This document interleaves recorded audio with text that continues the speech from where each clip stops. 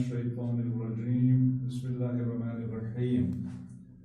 آج کا موضوع ہے اقبال رحمۃ اللہ علیہ اور انسانیت۔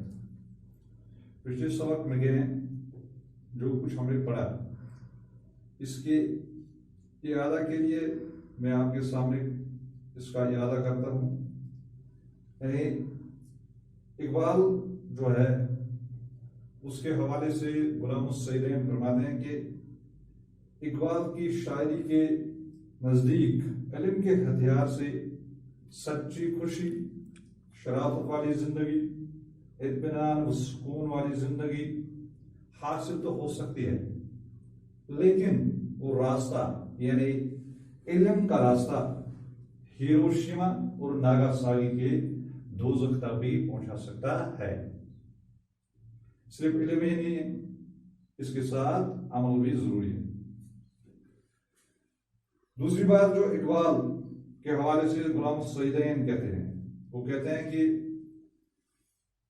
صالحات زندگی کے لیے دو شرطیں، پہلے اپنی خودی کا احترام کرنا، یعنی اپنے آپ کو پہچاننا اور اپنے مقام کو جاننا خودی کہلاتا ہے۔ یہ سر جو اقبال کی شاعری میں شروع سے آخر تک دکھائی دیتا ہے۔ اور دوسری شرط جو صالحہ زندگی کے لیے اقبال فرماتے ہیں، اس نے اس کو قرار دیا ہے صالحہ زندگی کی تعمیر کے لیے، جو اس نے اس کو تعمیر کے لیے اقبال نے اس کو قرار دیا ہے، وہ ہے دوسری کی خودی کا سچا احترام کرنا۔ یعنی خودی ایک دولت، ایسی دولت ہے جسے خریدا نہیں جا سکتا، بلکہ اس کے جذبے کو اپنے اندر پیدا کرنا ہوتا ہے۔ جیسے ہم دیکھتے ہیں کہ ایمان جو ہے یہ ایسی چیز ہے جو اپنے اندر پیدا کرنی ہے، اپنے اعمال کر کے۔ اسی طرح خودی جو ہے یہ بازار سے نہیں خریدی جا سکتی ہے، بلکہ اپنے اندر اس کو پیدا کرنے کی ضرورت ہے۔ اقبال کہتے ہیں کہ جب یہ دونوں چیزیں کسی فرد میں جمع ہو جائیں تو اس میں خودداری، جسے غیرت کہتے ہیں، صداقت، سچائی، دیانتداری اور جرأت جیسی صفات پیدا ہوتی ہیں، اور پھر اس کے اندر ایک جماعت کے فرد کی طرح ہمدردی، رواداری یعنی بے تعصبی اور فراغ دلی سے کام لینا وہ سیکھ جاتا ہے۔ اقبال نے اور ایک شرط رکھی ہے جو اس کی شاعری کے فکری پہلو ہیں، ان میں یہ ہے کہ اقبال دل اور دماغ کے دروازوں کو خلوص کے ساتھ کھولنے کی وکالت کرتا ہے۔ جب یہ صفت انسان کے اندر پیدا ہوئی تو تعصب، تنگ نظری، حسد، بغض، کینہ جیسی بیماریاں خود ہی خود وہ دم توڑ بیٹھیں گی، کیونکہ یہ بیماریاں اس وقت پورے عالم میں پھیلی ہوئی ہیں، اور انسان ایک دوسرے کا خون کا پیاسا بنتا جا رہا ہے۔ اور یہی چیزیں جو ہیں یہ اقبال کی شاعری کا مرکزی پیغام ہے۔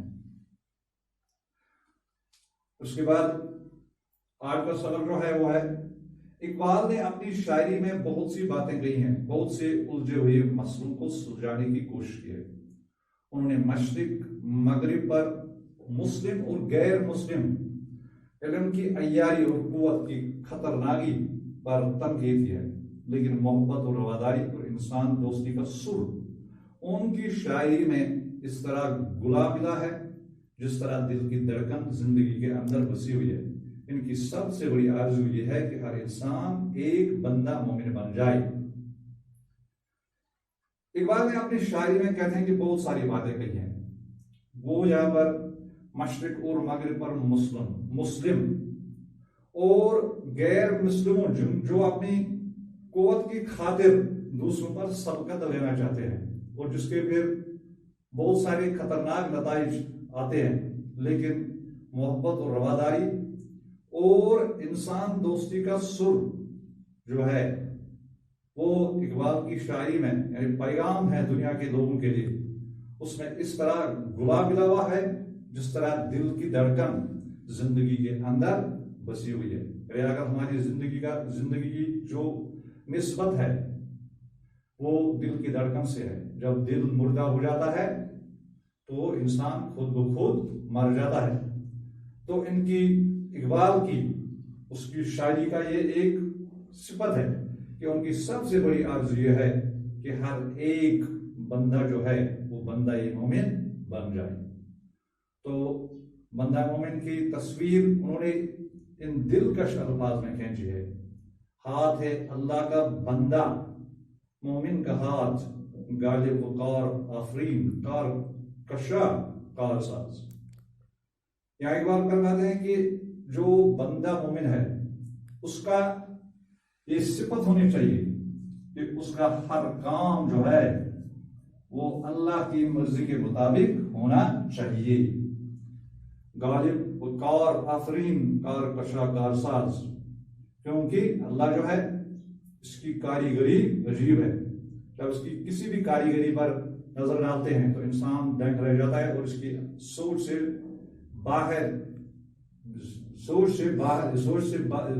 میں اس کی سمجھ میں ہی نہیں آتا ہے کہ اللہ کی کاریگری کیسی ہے. خاکی و نوری نہاد بندہ مولا صفات، ہر دو جہاں سے گنی ان کا دل بے نیاز. کیونکہ اللہ جو ہے خاکی یعنی انسان خاک سے پیدا ہوا ہے اور جو فرشتے ہیں وہ نور سے پیدا ہوئے، لیکن اللہ تعالیٰ نہ نور سے پیدا ہوا ہے اور نہ وہ خاک سے پیدا ہوا ہے، بلکہ ہم کہتے ہیں کہ قل هو اللہ احد اللہ الصمد لم یلد ولم یولد ولم یکن له کفوا احد. اللہ بے نیاز ہے، نہ کسی کی اولاد ہے نہ اس کی کوئی اولاد ہے، وہ کسی کے ماتحت نہیں ہے، اس کا کوئی شریک نہیں ہے، وہ بے نیاز ہے. اس کی امیدیں قلیل، اس کے مقاصد جلیل، اس کی ادا دل فریب، اس کی نگاہ دل نواز. نرم دم گفتگو گرم دم جستجو، رزم ہو یا بزم ہو پاک دل ہو پاک باز. یہاں انسان کی طرف جو اقبال نے ایک بندہ مومن کی تصویر کھینچی ہے، وہ کہتے ہیں کہ انسان جو ہے مومن، اس کی امیدیں قلیل ہونی چاہیے، یعنی یہ اللہ تعالیٰ کی رحمت سے کبھی بھی نا امید نہیں ہونا چاہیے. اور اس کے مقاصد جو اس کے عزم جو ہونے چاہیے وہ جلیل ہونے چاہیے، وہ بڑے ہونے چاہیے. اس کی ادا بھی کیا ہونی چاہیے؟ اللہ کے حکم کے مطابق. اور اس کی نگاہ جو ہے یعنی نگاہ سے مراد ہے کہ اس کی نگاہ بھی اللہ کے حکم کے تابع ہونی چاہیے. اس کا نرم دم گفتگو گرم دم جستجو، جو وہ حق کی تلاش کرے تو اس میں وہ پیش رہے، اور اس کی گفتگو جو ہے کسی کے ساتھ بات کرنے کا ڈنگ، وہ اس کا لہجہ سخت نہیں ہونا چاہیے، بہت نرم انداز میں گفتگو ہونی چاہیے. جنگ رزم ہو یا بزم ہو پاک دل و پاک باز. یعنی یہاں پر رزم سے مراد ہے جنگ، یہاں بزم سے مراد ہے مجلس. چاہے جنگ ہو یا جدول ہو یا کوئی مجلس میں ہو تو اس کا ہر حال میں ایک بندہ مومن کا دل جو ہے وہ ہمیشہ کیا ہونا چاہیے؟ نرم ہونا چاہیے اور اللہ کے حکم کے ماتحت ہونا چاہیے. اقبال کا یہ پیغام نیا ہے، انوکھا نہیں ہے.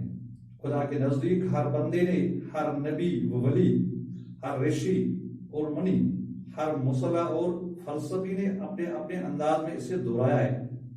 مہاتما بندے ہزاروں برس ہوئے کہا تھا، تم دشمن کو کبھی دشمنی کے ذریعے زیر نہیں کر سکتے، صرف محبت اور دوستی کے ذریعے اسے فتح کر سکتے ہو. ایک ابدی قانون ہے. مسیح علیہ السلام نے سکھایا تھا کہ اپنے دشمنوں اور مخالفوں سے بھی محبت کرو اور برائی کا بدلہ نیکی سے دو. پیغمبر اسلام صلی اللہ علیہ وسلم نے فرمایا تھا کہ اگر خدا کی محبت کا دعویٰ کرتے ہو اس کے بندوں کی خدمت کر کے دکھاؤ.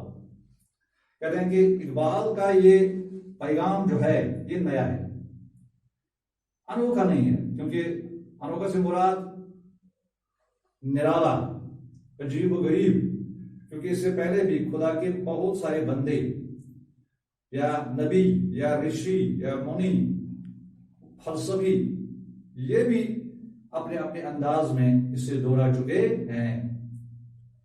غلام سعید احمد کہتے ہیں کہ اقبال نے اپنے موضوع میں لکھتے ہیں کہ مہاتما بدھ نے ہزاروں برس کو یہ پہلے کہا تھا، اس نے کہا اگر آپ اپنے دشمن کو زیر کرنا چاہتے ہیں، اس کو پست کرنا چاہتے ہیں، اس کو کمزور کرنا چاہتے ہیں، تو اس کے ساتھ کبھی دشمنی نہ کرنا، یعنی اس نے محبت اور برادری پر زور دیا ہے۔ صرف محبت اور دوستی کے ذریعے اس سے فتح کر سکتے ہو، تو یہ ایک ابدی قانون ہے۔ ابدی وہ جو ابداً ابدا یعنی ختم نہ ہونے والا قانون ہے۔ اور حضرت عیسیٰ علیہ السلام نے سکھایا کہ اپنے دشمنوں سے اور اپنے مخالفوں سے محبت کرو اور برائی کا بدلہ نیکی سے کرو، نیکی سے دو۔ اسی طرح پیغمبر اسلام حضرت محمد صلی اللہ علیہ وسلم کا بھی یہ پیغام ہے کہ اگر خدا کی محبت کا دعویٰ کرتے ہو تو اس کے بندوں کی خدمت کر کے دکھاؤ۔ اس لیے اقبال کا یہ پیغام نیا ہے، انوکھا نہیں ہے۔